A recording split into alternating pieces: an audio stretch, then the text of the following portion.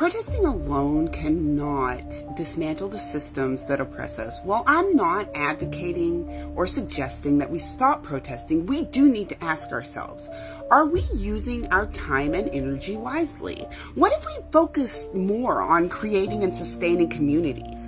Imagine building food cooperatives, mutual aid networks, skills sharing workspaces, and spaces for education and honest dialogues. These are tangible steps towards resilience, towards survival in a future when even the act of protesting might be outlawed. And yes, sacrificing oneself for the ideals of equity, equality, and basic human rights is noble, but does it achieve what we're fighting for? History has shown us that the system will only grant the marginalized the illusion of rights, temporary concessions that can be stripped away whenever the power decides it can. If your rights can be taken, were they ever real to begin with? This is why we must organize our communities, creating foundations that cannot be so easily dismantled. But here's where we often falter: divisiveness. Too many of us fall into the trap of writing off anyone who voted for somebody or is involved with someone that we think is irredeemable. This mindset does nothing but strengthen the system's grip. It's seductive, this notion of disposability, but it isolates us and weakens our collective power. We must learn to find common ground while simultaneously teaching the truth about equity, equality, and universal human rights.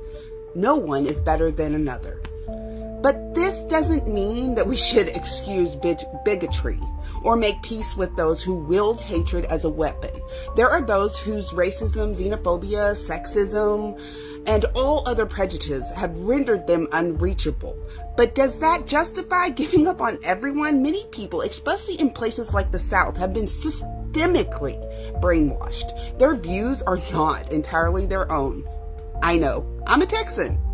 And they're a product of a parasitic system designed to oppress us all while dividing us further. So what can we do? How do we respond to a system that feeds on the blood of the oppressed, that thrives off the labor of the enslaved, that hoards resources for a parasite class while the rest of us struggle for survival? The answer is as old as the systems themselves. Community. Build it, strengthen it, nurture it. The system will fall. It is inevitable. But when it does, what will be left? If we want to thrive in a new world, a world built for humans by humans, we must reach out to our neighbors, our friends, and our communities. Let's not delude ourselves. The world we're fighting for won't be handed to us. It will only exist if we create it together.